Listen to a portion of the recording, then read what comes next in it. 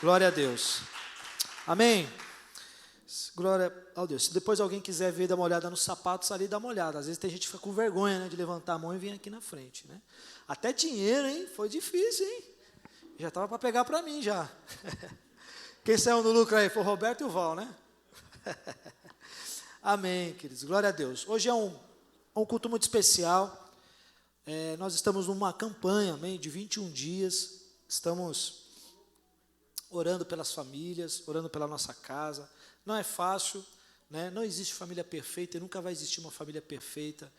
Aquelas famílias que você vê da internet, aquelas fotos lindas, não existe família da Doriana, nem de Margarina, né? E temos as nossas dificuldades, toda família tem os problemas que precisam ser alinhados, seja com os filhos, seja entre o casal. Obrigado, Dani. E o Senhor ministrou no nosso coração desse tempo, desses 21 dias de estarmos jejuando, o período de 12 horas, né, ali apenas no líquido. E é claro, quem tem algum tipo de dificuldade, ore a Deus e busque uma direção, mas que você possa entrar nesse propósito de jejum, porque isso é obediência. Nós, nessa semana, estivemos aqui orando na igreja, desde segunda até sexta. E como realmente a igreja não gosta de orar. Como não gostam de orar. Mas você gosta de pedir uma bênção para Deus. Nós temos prioridades em muitas coisas. É muito interessante quando algumas pessoas já falaram para mim, mas a família é prioridade. Quando a gente às vezes questiona nas questões e frente até próprio ao ministério, em servir a Deus, como a gente percebe que as pessoas trocam a presença de Deus por uma questão da família, né? E na verdade quando trocam por viagem, por churrasco, por aniversário, por casamentos, por isso, por aquilo. E aí quando você questiona, você pergunta, querido, mas Deus, ele precisa estar em primeiro na sua vida. Mas família é importante, vem depois de Deus. Não vem, é hipocrisia. Porque você está tendo a oportunidade de orar pela sua casa, de entregar a sua casa diante do Senhor, e você não fez isso. É prioridade quando você precisa se aproveitar daquele momento. A prioridade não é estar com a família, mas a prioridade para você é viajar com a família. A prioridade não é clamar pela família, mas a prioridade é estar no aniversário de família. A prioridade não é interceder pela sua casa, mas a prioridade é fazer as curtições que você tem com a família, e você se engana quando fala que prioriza a família por estar num passeio, por estar num churrasco, por estar num aniversário. Mentira, enganamos a nós mesmos. E, infelizmente, nessa semana eu vi a dificuldade da igreja vir e orar ao Senhor, porque, amados, nós estamos sendo atacados quanto à família. Precisa perceber, como eu falei, temos muitas dificuldades, não existe família perfeita. Vamos passar por problemas. Existem dificuldades nas famílias que muitas vezes são crônicas, são maldições hereditárias que vêm, são situações do momento, do dia, do ambiente que muitas vezes o diabo lança contra nós. Mas para a igreja é um tempo de posicionamento. Eu não vou perguntar se todos estão jejuando, porque cada um tem sua consciência. E o apóstolo Paulo diz lá em Coríntios, que a gente lê toda a Santa Ceia, né, que cada um avalie-se a si mesmo. Ele não fala essa palavra apenas por ato de sentar à mesa e tomar a ceia, fala no sentido de vida, como você tem levado. Se você não consegue estar aqui de manhã orando, ore na sua casa, levante um clamor um período na sua casa. Se você não consegue jejuar, querido, isso é um problema muito sério e espiritual, porque nós decretamos um jejum coletivo, é em prol da sua casa, em prol da sua família. Então isso é muito sério, a gente acaba enxergando uma grande lacuna, uma grande brecha na igreja, porque nós não queremos orar, não queremos estar aqui pagando o preço de 1 hora, toda manhã, orando e buscando ao Senhor para a nossa casa, sabendo que tem um processo para nós passarmos. E é até sobre esta mensagem que eu gostaria de compartilhar com vocês, que nós precisamos nos posicionar para defendermos as nossas famílias diante de tantos ataques que o inimigo tem lançado contra nós neste tempo. Não vou falar de política aqui, não tem nada a ver com questões políticas, amém? Quem nos conhece sabe que a gente não prega nada sobre política aqui na igreja. Mas tem a ver com um posicionamento nosso quanto ao momento que as nossas casas estão passando. Se eu perguntar, eu acredito que todos aqui, sem exceção, vão levantar a mão e falar, eu tenho alguma dificuldade na minha casa. Eu estou passando por algum momento. E amados, e quando nós vamos para a palavra de Deus, desde a criação do mundo, nós vamos perceber que há ataques do parte do diabo quanto àquilo que Deus cria, aquilo que Deus faz, desde Gênesis. Então, Gênesis já vai lá ser informado que Satanás, ele se camufla ali e consegue atacar a primeira família criada por Deus ali, que foi Adão e Eva. Depois veio Caim, veio Abel, e foi vendo ali toda aquela geração. Todos, o diabo sempre vai atacar a nossa família, porque a família é uma instituição divina, criada por Deus. Agora, o que é a família segundo a Bíblia, segundo a palavra de Deus? A família é uma instituição criada por Deus permanente, ela não muda. A família que nós conhecemos conforme a palavra constitui pai, mãe e filhos. E é necessário, meus amados, estabelecer alguns alguns parâmetros, segundo a palavra de Deus, ou seja, o marido, ele tem a tarefa de liderar a família com amor e respeito. Há até uma frase do Martinho Lutero que ele diz da questão da família, ele fala: a função do marido é trazer o sustento, e a função da mãe é economizar o dinheiro. Não sei se as mães fazem isso, mas Lutero já está no século XVI, XVII, já está dando essa dica. Precisa haver uma comunhão, precisa haver esse parâmetro estabelecido. A mulher, claro, como nós lemos lá em Efésios 5:22, que a mulher se submete ao marido, mas também o apoia, mas também o motiva com responsabilidade, porque a Bíblia fala que a mulher, ela é disjuntora. E vocês, jovens, aqui não pense que quando a gente fala de família, a gente fala de casal, que não encontre casal, porque a família institui também os filhos. Quando olhamos para o parâmetro da palavra, nós olhamos também que os filhos fazem parte. Então, a família no padrão bíblico é pai, é mãe, no sentido heterossexual, e vem os filhos, a qual os filhos têm essa responsabilidade do ensino e deles serem lançados para o futuro, para aquilo que Deus tem. Esse é o propósito, essa é a base que Deus estabelece. Então, partindo desse pressuposto, daquilo que a palavra de Deus está ensinando sobre esse fundamento e o princípio da família, a gente pode perceber que as bases do próprio Deus se estabelecem dentro dos relacionamentos familiares, ou seja, o marido se relacionando com a mulher e a mulher com o marido, os pais com os filhos e os filhos com os pais em obediência.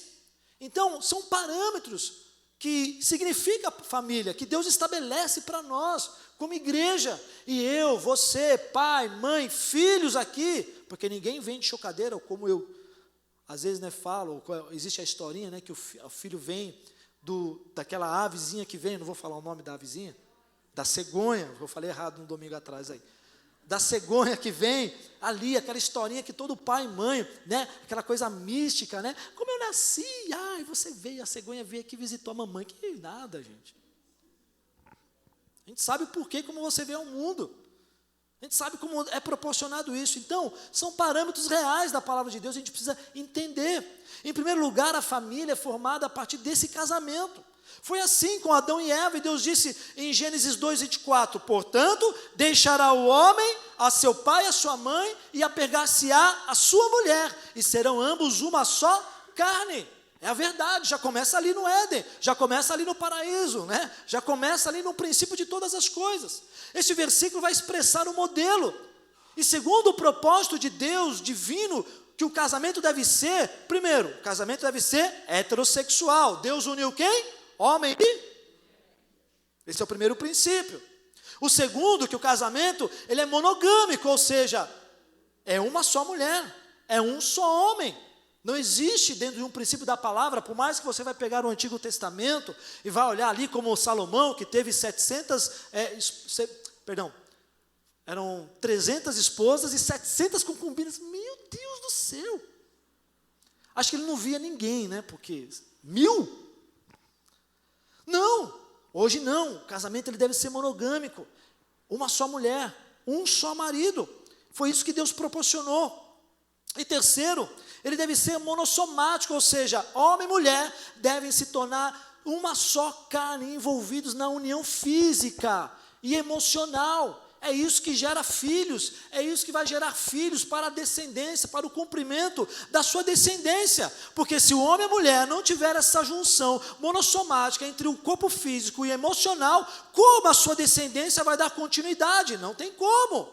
Então o casamento ele também é monossimático, ou seja, existe a união entre homem e mulher sexualmente e emocionalmente. E por último, o casamento ele é indissolúvel. Segundo o propósito de Deus, o casamento deve ser para toda a vida. Quando você vai lá e cumpre está ali diante do pastor, talvez teve pessoas aqui que casou na igreja católica ainda, porque quem casou na igreja católica aqui ainda não era convertido? Ninguém. A Sandrinha casou. E o padre vai lá, dá a bênção, tal, né? Perde também? Perde problema não. Sandra. Né? Mas o pastor ou o padre diz lá, né? Os votos, até que a morte os separe. São princípios. Este é o padrão que Deus estabelece para a família. Esse é o padrão. E os filhos são amplamente também vistos nessa questão. Você jovem, quando entra no mandamento, que é o primeiro mandamento com uma bênção, honra teu pai e tua mãe, para que os teus dias se prolonguem sobre a terra. E os pais têm a função de dar destino aos seus filhos. Claro que não, lembra que eu falei, talvez em alguns momentos iremos falhar, talvez em alguns momentos haverão problemas, às vezes de saúde, comportamental, traumas que existirão, mas amados, pais exerce a função de mandar os seus filhos, deles irem, e os filhos de honrar a pai e honrar a mãe. É um mandamento. Jovem, se você quer ser bem-sucedido na sua vida, ter um princípio de prosperidade, honre a teu pai e honre a tua mãe. E até mesmo para nós, casados, que temos ainda pai, que temos ainda mãe, também precisamos ter essa virtude no nosso coração de honrar pai e mãe. E hoje, nesses dias, a gente vê esses princípios se ruírem, indo por terra abaixo, por questão de relativismo, por questão de ideologias, por questão de uma problemática, vamos dizer assim, até social, de que o jovem tem a sua independência. Hoje, nós vivemos num mundo totalmente egoísta, egocentrista. O relativismo da pós-modernidade fala muito isso. Se você estudar um pouquinho sobre relativismo, vai falar sobre isso, de que é muito mais importante o individual do que propriamente o universal, ou seja, é mais importante para o jovem seguir a carreira dele, fazer as coisas dele, trilhar a sua vida, do que honrar a pai, honrar a mãe, do que estar debaixo de uma obediência, debaixo de um princípio. Não pensa mais nos pais, pensa apenas nos filhos, e também de pais que não pensam nos filhos, apenas pensam neles. Então, precisamos nos levantar neste tempo que nós estamos vivendo de perseguição à família. E, consequentemente, olha só que lindo isso aqui. Se você for perceber, a maioria aqui está em família. Seja só o casal, seja filhos que estão com irmãos, ou seja a família toda, tá, o pai, a mãe, os filhos. A igreja tem no seu fundamento a família. Porque a família é institucional, é divina, foi Deus que criou. E quando o diabo ataca a família, a igreja também vai sofrer. A igreja também acaba sendo respingada diante de algumas coisas familiares. Por isso, queridos, nós precisamos nos posicionar. Se Deus colocou no nosso coração uma direção nesse mês, de jejuarmos pela família, de orarmos pela família, de estarmos aqui trabalhando esse tema família, é porque Deus está querendo contra-atacar o que o diabo tem atacado sobre nós. Mas tem que ter um posicionamento. Não adianta eu ter preguiça de acordar cedo e vir para a igreja orar. Não adianta eu ter preguiça de vir num culto como essa manhã porque está frio. Não! Eu não vou jejuar porque eu não consigo ficar 12 horas. Eu não vou jejuar nem que seja 2, 3 refeições. Eu não vou jejuar, ou jejua 2 dias. Aí no quarto entrega, já entrega tudo. Isso vai revelar muito de você.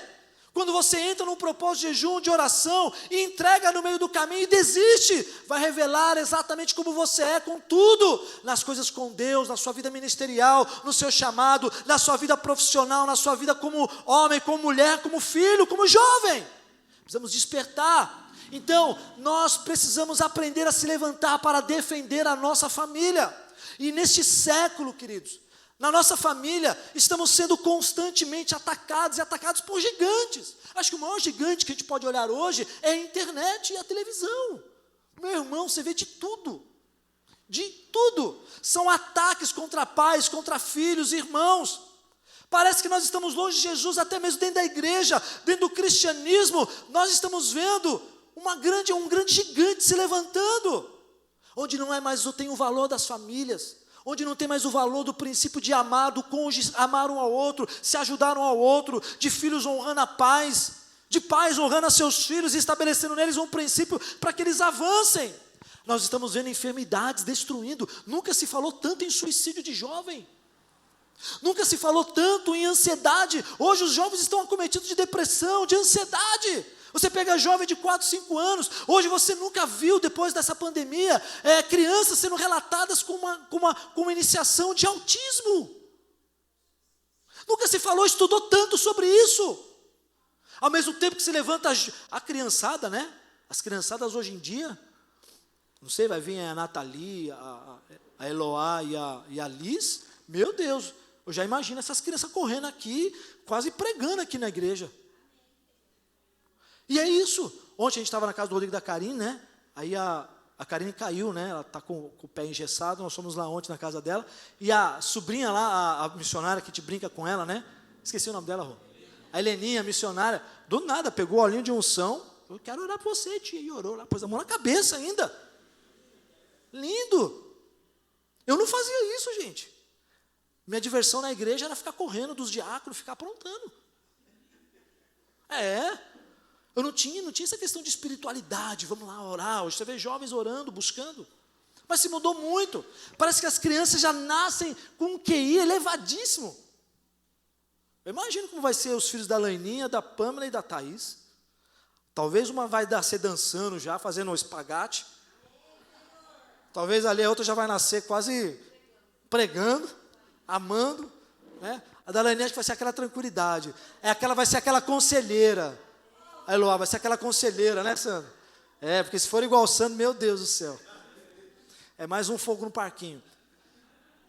Então, amados, estamos diante disso. Nunca tem se tratado tanto dentro das famílias da questão das drogas. Tantos jovens que foram para as drogas, para a bebida, que começam cedo no alcoolismo, que aos 12, 13 anos já estão ali, já tomando cerveja, já estão tomando bebida forte. Meninas que já estão engravidando, porque o diabo tem atacado as famílias. E às vezes a gente acaba se achando muito pequeno diante desses gigantes que se levantam na nossa família, na nossa casa. Isso vai trazer um sentimento de derrota, de frustração, de desânimo, de medo. E eu quero compartilhar rapidamente uma palavra com vocês, lá do livro de 1 Samuel, capítulo 17. Precisamos nos levantar para nos posicionar a defender a nossa casa. Não estou falando que vai ser fácil, não, vai ser difícil. É difícil. Hoje tantas coisas nos distraem, hoje tantas coisas nos entretêm. Hoje tem mais tempo de eu ficar vendo filmes com meus filhos do que propriamente de ter um momento de comunhão, de bate-papo, de estarmos ali confraternizando algo. Esses dias eu vi uma foto que você vê muito comum, mesas de famílias, aí você vai ver lá, todo mundo no celular.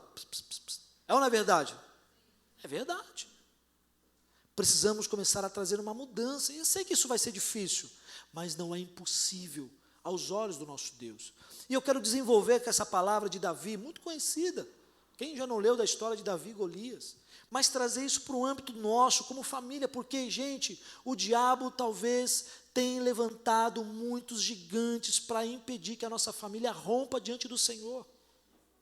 E precisamos definir esses gigantes sobre nós, e mais que isso, nós precisamos nos posicionar, como Davi se posicionou, a lutar contra aquele gigante, a lutar contra os gigantes que têm se levantado contra a minha e a sua família. E o primeiro ponto que eu quero colocar para você, se eu quero me posicionar, eu preciso aprender a desenvolver a obediência. Diga para o seu irmão, desenvolva a obediência. Meu Deus, gente, nos dias de hoje é muito difícil. A gente está naquela geração de que troca de emprego rápido quando oferece mais coisa, que se desenvolve muito rápido no seu intelecto. Hoje a internet fala de muitas coisas, você pode procurar tanto aquilo que é para o mal, como aquilo que é para o bem, e isso sempre se complica no sentido de obediência. Não falo de obediência entre a mulher para com o marido e dos filhos para com os pais, mas também traz no sentido de obediência aos nossos líderes, de obediência aos nossos chefes, de obediência a pastores, traz um sentido total da obediência, até mesmo de um posicionamento de alguém que tem importância e governa o nosso país. E lá em 1 Samuel 17, o 17, diz assim, um dia Jessé disse a Davi, pegue 10 quilos de trigo torrado e estes 10 pães e vá depressa levar para seus irmãos no acampamento. Leve também esses 10 queijos ao comandante. Veja como seus irmãos estão passando e traga uma prova de que você os viu e de que eles estão bem. Os seus irmãos, o rei Saul e todos os outros soldados israelitas estão no Vale do Carvalho, lutando contra os filisteus. Na manhã seguinte, Davi se levantou cedo, deixou alguém encarregado das ovelhas, pegou os mantimentos e foi, como Jessé havia ordenado, mandado, obediência. E, gente, na vida de Davi, nós vamos sempre olhar que ele tinha uma propensão, uma disposição para obedecer desde pequeno.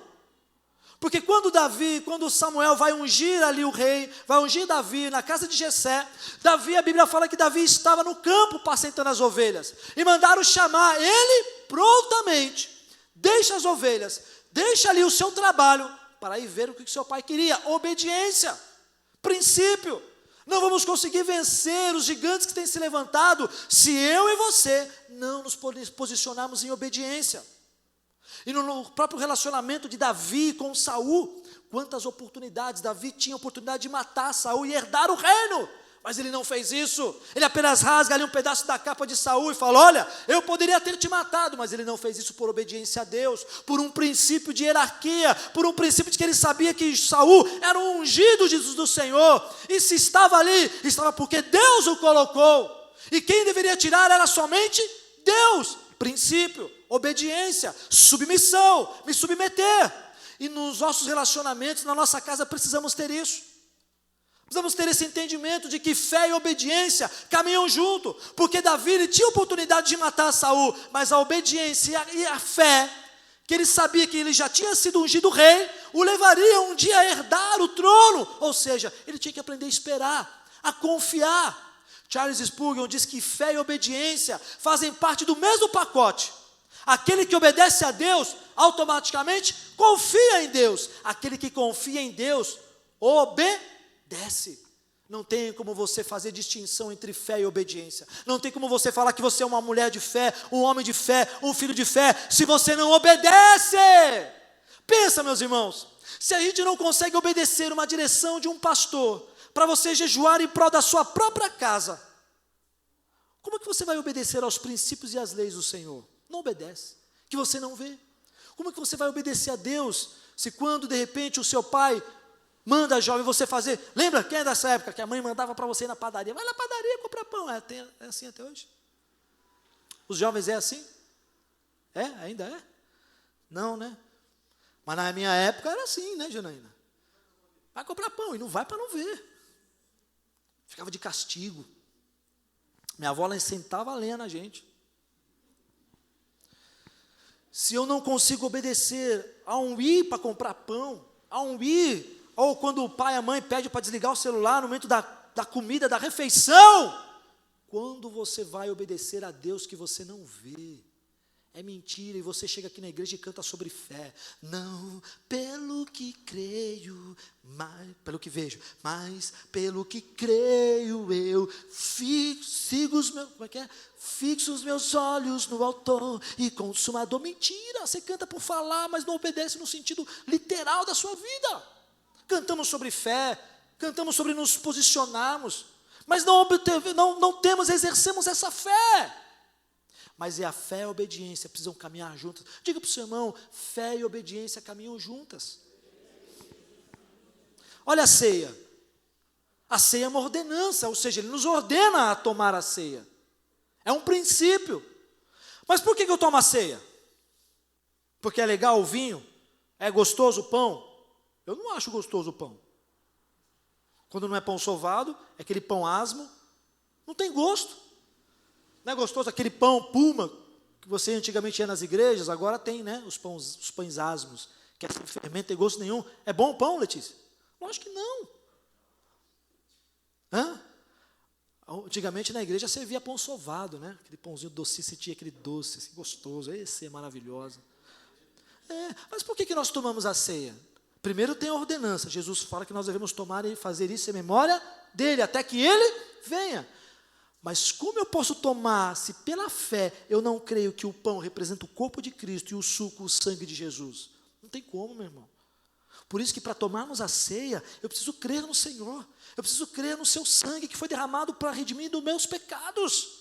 Então, fé e obediência caminham juntas. E nós precisamos aprender isso, esse princípio, se nós queremos defender a nossa família de todo ataque do mal. Quando Satanás ele se camufla para nos fazer ir contra os planos de Deus, ele sempre vai tentar nos levar a um relativismo. Diz que não, o importante é o que eu penso. Ou uma rebelião. Eu não vou obedecer, Deus está falando isso, eu não vou. Não, ele fez isso com Eva. Fez isso como que ela duvidasse do plano de Deus. Olha, não coma desta árvore. Ele fez, não, o que tem? Se você comer, você verá também, assim como Deus vê. O plano de Deus para o homem era o outro. Mas o diabo fez com que Eva duvidasse daquele plano. Assim também fez com Caim, quando ele matou Abel, de que a oferta de Caim era mais importante do que de Abel, era mais importante do que a dele. Então o que Caim faz? Elimina Abel. Sempre vai fazer isso. Fez assim com Jesus. Quando os fariseus tinham oportunidade de ver que ali estava o Messias, mas o entregou. Precisamos lutar, e lutar com a arma da obediência. E a gente tem sido uma geração egocentrista. A gente tem sido uma geração que se preocupa mais daquilo que satisfaz. É aquela questão, é do meu jeito. Eu que decido o que eu faço. Eu quero ou não quero obedecer. O pastor fala isso, não, mas eu vou fazer do meu jeito. Meu pai e minha mãe estão falando isso, não, mas eu vou fazer do meu jeito. O meu marido falou isso, mas eu vou fazer do meu jeito. Precisamos entender que estamos num só corpo. É uma unidade. Nem tudo aquilo que eu penso que é correto, talvez, não seja o caminho que eu devo andar. Mas eu preciso seguir. Isso é estar debaixo de submeter a uma missão. A missão fala muito de dentro. A obediência retrata o exterior, ou seja, quando nós estamos debaixo de uma missão, o meu exterior vai refletir essa missão em obediência, mesmo que eu não concorde. Então, peça para Deus virtude de obediência. Em 1 Coríntios 11:3 diz, quero, entretanto, que saibais ser Cristo o cabeça de todo homem, e o homem o cabeça da mulher, e Deus o cabeça de Cristo. Então, meus amados, desenvolva a obediência na sua vida, familiar, como homem, como mulher e como jovem. Segundo ponto que nós observamos nessa passagem de Davi com Golias, você precisa estar atento ao ambiente da sua família. Olha só o que diz aí, no verso 22, ele fala assim, Davi deixou as coisas com o oficial encarregado na bagagem, e correu para a frente da batalha, chegou perto dos seus irmãos e perguntou se estavam bem. Enquanto Davi estava falando com eles, Golias avançou e desafiou os israelitas, como já havia feito antes, e Davi escutou. Quando os israelitas viram Golias, fugiram apavorados. Eles diziam, olhem para ele, escute o seu desafio. Quem matar esse filisteu receberá uma grande recompensa. O rei lhe dará muitas riquezas, lhe dará a sua filha em casamento, e a família de seu pai nunca mais vai ter de pagar nenhum imposto. Então Davi perguntou aos soldados que estavam perto dele, o que ganhará o homem que matar esses filisteus e livrar Israel dessa vergonha? Afinal de contas, quem é esse filisteu pagão para desafiar o exército do Deus vivo? Eles lhe contaram o que ganharia quem matasse Golias. Eliabe, o irmão mais velho de Davi, ouviu-o conversando com os soldados. Então ficou zangado e disse, o que é que você está fazendo aqui? Quem é este que está tomando conta das suas ovelhas no deserto? Seu convencido, olha só, chamou de metidinho, seu metido, seu convencidão. Você veio aqui só para ver a batalha. O que foi que fiz agora? Perguntou Davi. Será que não posso nem fazer uma pergunta? Então Davi fez a mesma pergunta a outro soldado e ouviu a mesma resposta. Davi obedeceu ao seu pai. Davi observou o que estava acontecendo naquele ambiente de guerra, o que estava acontecendo naquele local. E Davi, enquanto não foi respondido, percebe? Ele estava querendo atrás de informações. O que está acontecendo nesse meio? O que está correndo? O que Golias está dizendo? Essa situação vivida por Davi e sua família, meus irmãos, vai sempre nos lembrar sobre as nossas situações familiares. A família é um campo minado de emoções, de sentimentos, de traumas. É um campo minado. Acontece de tudo no ambiente familiar. Precisamos estar atentos no que está acontecendo no nosso ambiente familiar, com o princípio espiritual, no ambiente da saúde dos nossos filhos, das nossas esposas, dos nossos maridos. É claro que é difícil muitas vezes, parece que tem algumas coisas que tapam a nossa visão, tapam os nossos ouvidos, mas precisamos buscar a presença de Deus para saber o que está acontecendo nesse ambiente. E Davi queria saber o que estava acontecendo.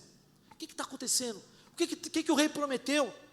Por que esse incircunciso, esse pagão, está falando mal do Deus vivo, do exército do Deus vivo?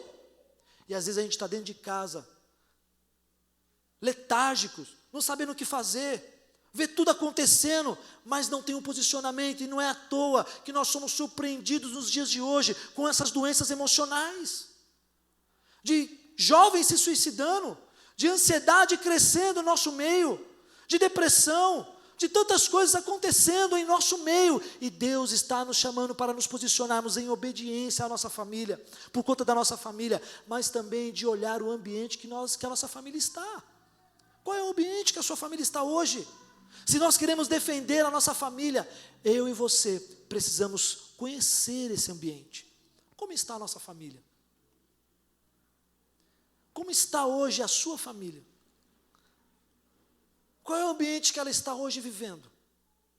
Precisamos estar atentos, porque se alguma coisa está errada, está fora do lugar, Deus nos chama para levantar e arrumar aquilo. É claro que vamos ter lutas, a gente talvez não vai conseguir de imediato, talvez a gente precise passar por um processo, esse processo não é fácil. Você pega um filho drogado, você pega ali um esposo que traiu por muitas e muitas vezes, mas tem ali uma esposa que está sempre perdoando. Existem coisas que vão ser ajustados, alinhados, e é um processo na nossa vida, mas eu e você precisamos identificar o ambiente da nossa família e nos posicionar, nem que seja em primeiro em oração. Sabe aquela coisa que você vê, Val, que você fala, nada acontece? O que você tem que fazer, igreja? Parar, eu vou orar, eu vou buscar uma direção de Deus, e se não for uma intervenção minha, que seja uma intervenção divina, porque a família, ela é divina. Por isso que eu falei, gente, se Deus colocou um tempo para nós orarmos aqui, venha orar. Se Deus colocou um propósito de jejuarmos pela nossa casa, jejue, porque são armas que são poderosas em Deus. O terceiro ponto é que nós precisamos ter experiências individuais com Deus. Sabia que isso é muito importante? Porque toda experiência vai ser provada um dia. Ou seja, o músico que estuda, ou você quando você estuda na faculdade, o pessoal fala que muitas vezes você aprende na faculdade, quando chega na vida real você não faz nada, não é verdade isso? Ou é mentira para alguns? Lembra na sua escola, você aprende física. Para que você usa física hoje? Filosofia, para que você aprende? Filosofia até que é legal. Mas física, para que você aprende física? Para quê? Fala aí, o que você está usando física hoje? Eu sei que 2 copos não podem comungar do mesmo espaço. Legal, mas eu estou sozinho. Você usa muita coisa que você aprendeu em matemática na vida de hoje? O máximo é conta de somar, de subtrair e multiplicar. Mas precisamos ter essas experiências, gerar o conhecimento. Porque quando eu for colocado à prova de algumas coisas, eu vou saber como lidar. Queridos, nada melhor do que a gente ter esse entendimento de que Deus vai nos usar de acordo com as nossas experiências. Sabe por quê? Davi teve uma experiência com Deus. E ele relata isso ao rei Saul, porque ele fala que, olha, eu estava pastoreando, e veio o urso, e veio ali o leão, e eu os venci. A experiência que Davi teve com aquele urso e com aquele leão, fez com que ele chegasse diante de Saul e falou, olha, eu já tenho uma experiência, posso não conhecer nada de guerra, não tenho armadura, não conheço de estratégias de guerra, mas eu já tive uma experiência de vencer um urso, de vencer um leão, e consegui vencer, porque eu sei quem me ajudou a vencer. Ele sabia que Deus estava com ele. Eu posso não saber de algumas coisas específicas, mas meu irmão, algumas experiências vai provar o nosso coração. Às vezes eu posso não saber de algumas coisas relacionadas à teologia, mas algumas experiências nossas com Deus vai nos fazer vencer alguns momentos que nós estamos passando, lutas, dificuldades. Davi até aquele momento não tinha experiência em batalhas e guerras, porém ele tinha uma experiência que era sobrenatural, a presença de Deus na vida dele. Ele venceu aquele urso. Quem imagina, querido? Um jovem vencer um urso. A gente foge hoje de urso, a gente foge de leões. Mas ele não fugiu, ele guerreou contra aqueles animais e venceu. E essa experiência fez com que ele se colocasse, se posicionasse para lutar pela sua família. Davi, ele enxergou naquele ambiente, não apenas o ambiente do povo de Israel, mas ele sabia que os irmãos dele estavam ali. Lembra lá que o pai dele fala, vai lá e veja como que está lá, veja como estão os seus irmãos. Obediência, ele sabia disso. E ele sabia que talvez se ele voltasse para trás e não tentasse intervir em algo, os próprios irmãos dele poderiam correr o risco de vida. Visão, cada experiência vivida com Deus é mais uma capacidade de vitórias maiores. Entenda, familiares, entenda, igreja, os gigantes virão, mas o que nos fará derrotá-los são os leões e os pequeno urso, né? E os ursos que nós já passamos na vida. São as nossas experiências, sabe como? Eu já passei por isso, vou saber como lidar, Pércio. Opa, eu já passei por um momento como esse, não vou cair de novo na mesma armadilha. Como diz o ditado, errar é humano, mas permanecer no erro é falta de intelecto, para não falar outra palavra. Está te faltando alguma coisa. Então, queridos, os erros vão nos fazer, e acertos vão fazer com que cada experiência da nossa vida familiar, eu passe a ligar um alerta. Senhor, eu já sei como vencer isso. Eu já sei como vencer essa batalha. Então defenda. E o quarto ponto é saber usar as armas recebidas por Deus. Diga para o seu irmão, aprenda a lutar com as armas de Deus. Meu Deus, gente. Sabe qual é o problema da geração de hoje? Você quer lutar com as suas armas. Naquela passagem ali, no verso 38 ao 40, Davi e Saul tentou colocar a armadura de Saul na dele. Ele era jovem, pequeno, Saul era um guerreiro.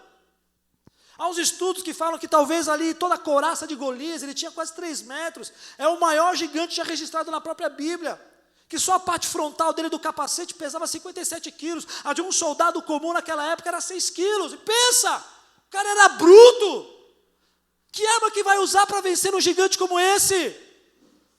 Davi e Saul tentou colocar a sua própria armadura em Davi. As experiências que nós temos com Deus, meus amados, ela vai nos dar uma arma para usarmos contra o mal, contra as nossas famílias. Deus não criou as dificuldades, mas Ele usa todas as dificuldades que você passa na sua casa para forjar o seu caráter, forjar o seu coração, forjar também o coração da sua família.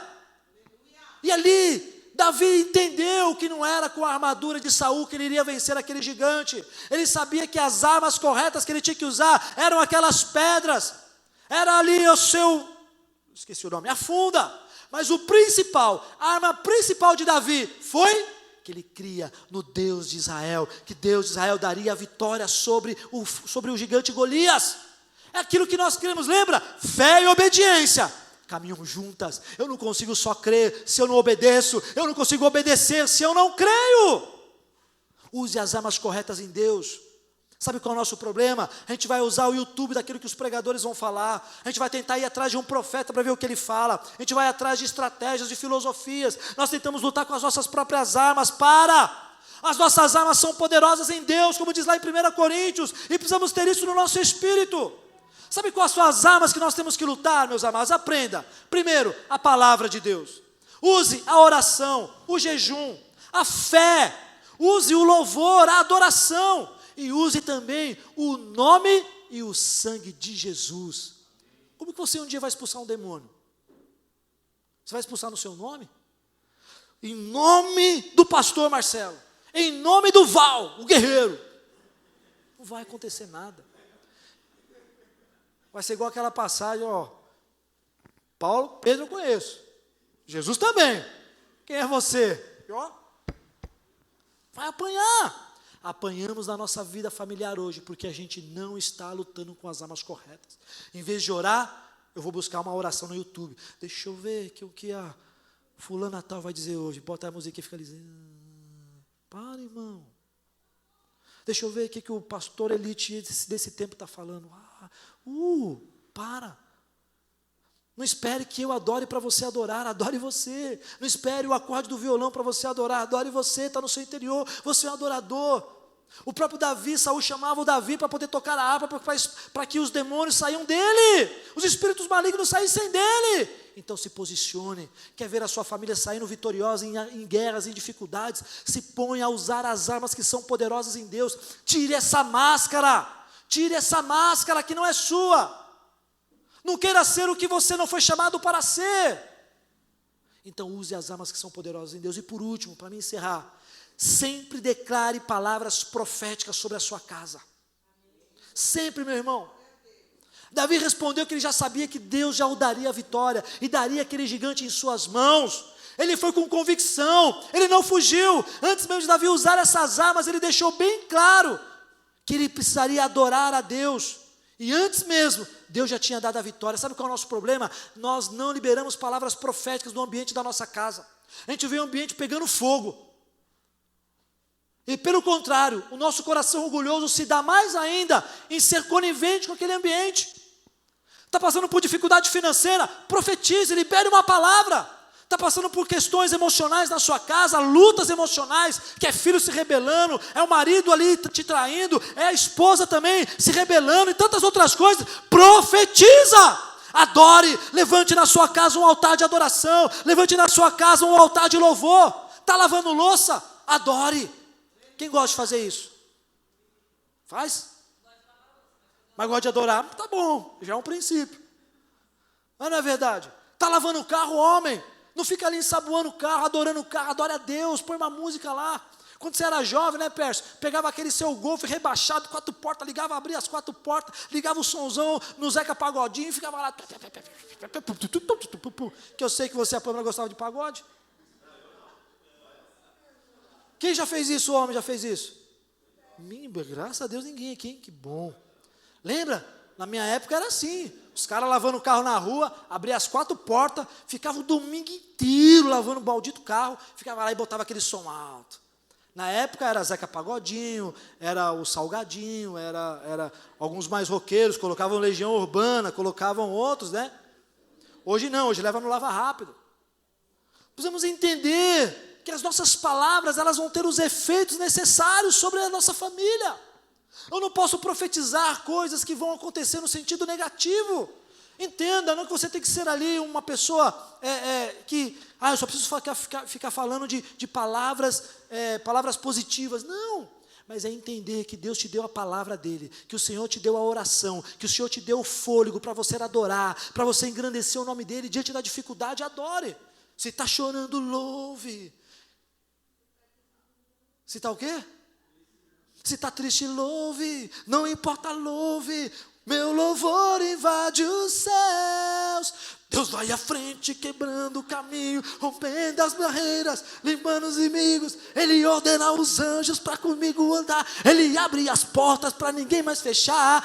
Ele trabalha para quem nele confia, caminho de dia, de noite ou de dia. Erga as suas mãos, que a bênção chegou, comece a cantar o quê? É isso!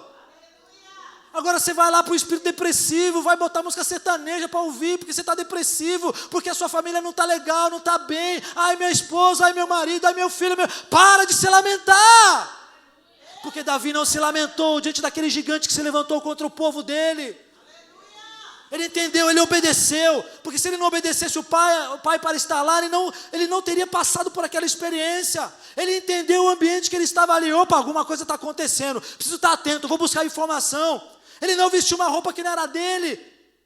Ele tomou posse daquilo que ele tinha mais precioso. Não foi a pedra que matou aquele gigante, mas foi a ação de Deus através da fé de Davi. Aleluia! E você precisa começar a liberar palavras. Quando tudo está mal, ele fala que tudo está bem. Precisamos ter esse entendimento, se posicionar e não se lamentar. Pode até cantar essa música agora, pode? Deus vai na frente, abrindo o caminho, quebrando as correntes, tirando os espinhos. É verdade. Vocês não gostam muito de cantinho não, né? Também não curto muito não. O pé já está até se levantando ali já, tá? O pezinho já está assim já.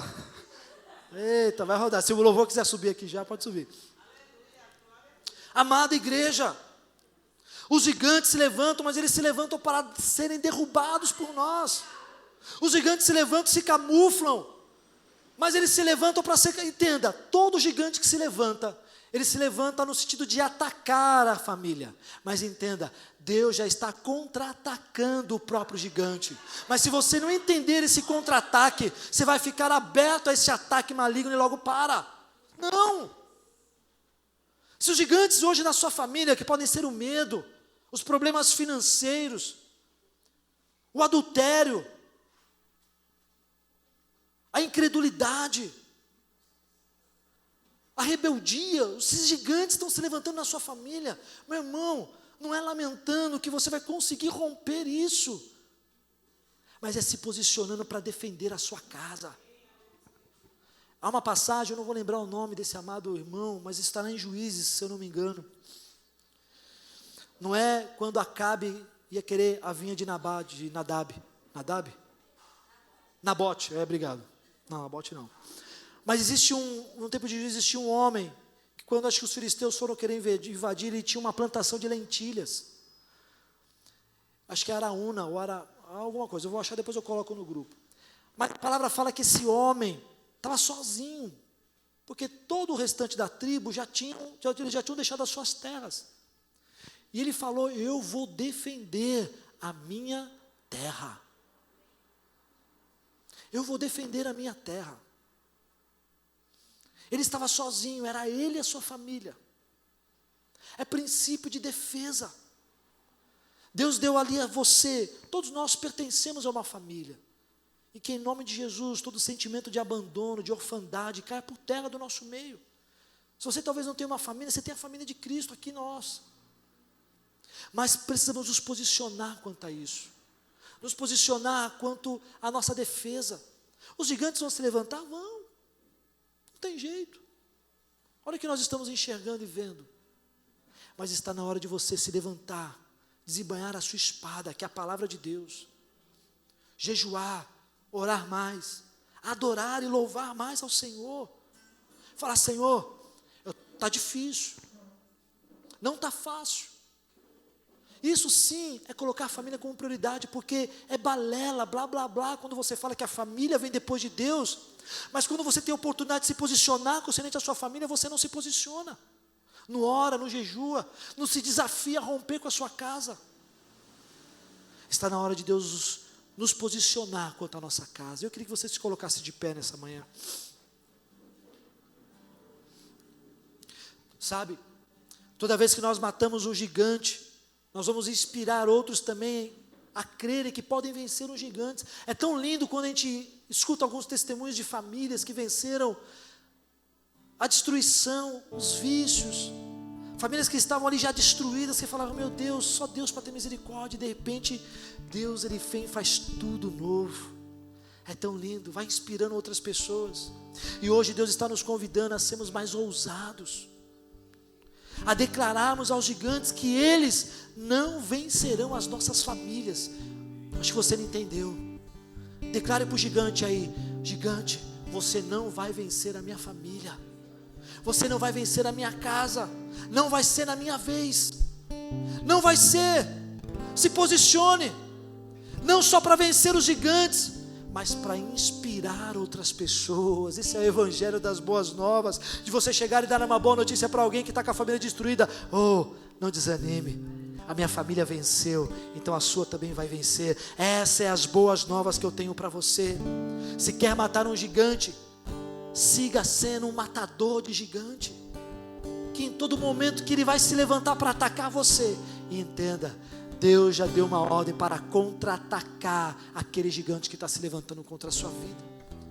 Queridos, eu não sei os gigantes que a sua família tem enfrentado, não sei de verdade. Eu sei os meus gigantes, eu sei os gigantes que eu tenho na minha casa para enfrentar com a pastora, com os meus filhos. Eu também tenho gigantes. Pensa que não? Minha família não é perfeita, eu não sou perfeito, tenho muita falha, meu irmão. E a minha única esperança está: Senhor, eu vou correr para o alvo, porque o meu alvo é um dia ter um corpo glorificado em Ti, estar diante do Senhor, recebendo o meu galardão. E eu creio que eu quero levar a minha família. Claro que não é fácil, estamos sendo bombardeados por muitas coisas, queridos. A frieza espiritual tem entrado em meio às famílias, em meio à igreja. o comodismo. Que em nome de Jesus você possa vencer esse mal. Mas só vai vencer se você levantar. Talvez agora, sabe, Leandro, não vai nada acontecer. Mas se você posicionar pela fé e obediência, logo as coisas vão começar a acontecer na sua vida. Então eu quero que você feche os teus olhos nessa manhã. Sabe, eu não sei quais os gigantes. Você sabe, porque a sua família é aquela questão. Família é uma coisa muito íntima, né? Só nós sabemos as guerras que passamos. Só cada um de nós sabemos as aflições que nós passamos. Eu sei que muitas vezes a família aqui não reflete o que é a família lá. Eu sei que talvez muitas vezes aquilo que você é na sua casa não reflete o que você é aqui. Mas eu não quero te julgar, mas eu quero te trazer a esperança de que se você deixar, nós deixarmos, o Espírito Santo vai começar a trazer um batismo de mudança no nosso coração, na nossa casa. Então começa a pedir: Senhor, eu tenho alguns gigantes na minha casa. O gigante da frieza, o gigante da falta de arrependimento, do orgulho, o gigante financeiro, o gigante da rebeldia, dos vícios. Tantas coisas que têm trazido uma opressão sobre nós. Mas hoje você vai declarar o hino da vitória e você vai vencer esses gigantes. Eu quero que você comece a orar ao Senhor nesse momento. Ore agora, comece a orar.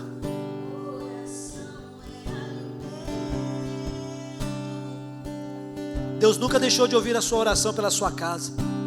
Nunca e nunca vai deixar. Vai orando, meu irmão. Vai orando pela provisão de Deus.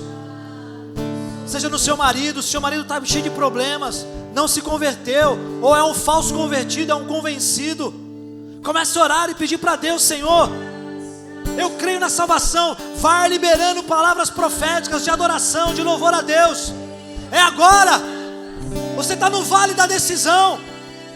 Você está no momento que você precisa decidir fazer alguma coisa. Então se levante contra esses gigantes da sua família.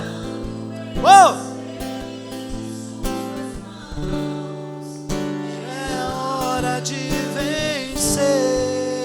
Declare.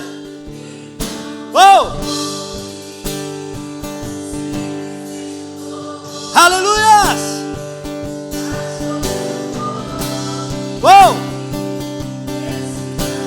Comece a levantar um clamor pela sua casa. Comece a levantar um clamor pela sua família. Olha aí, junto com os seus filhos. Comece agora a liberar uma palavra profética sobre a sua esposa, sobre o seu marido, sobre os seus filhos. Vamos. Adore, igreja. Adore, mulher. Adore, marido. Adore, filhos.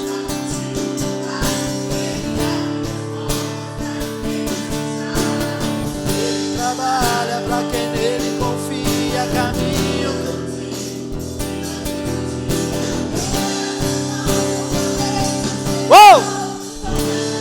Tome posse, família.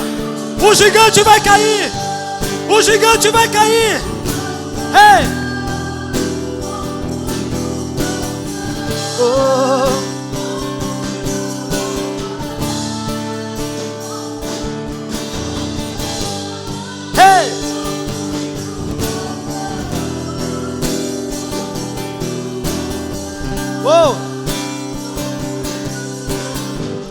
Se você que está aqui nessa manhã sabe que tem gigantes que tem te amedrontado na sua casa, na sua família, eu quero orar junto com você. Vem até aqui à frente. Se existem gigantes na sua casa, da incredulidade, problemas financeiros, se você sabe que há um gigante da frieza na sua casa, vem aqui na frente, querido. Se posicione. Agora é a hora de você decidir.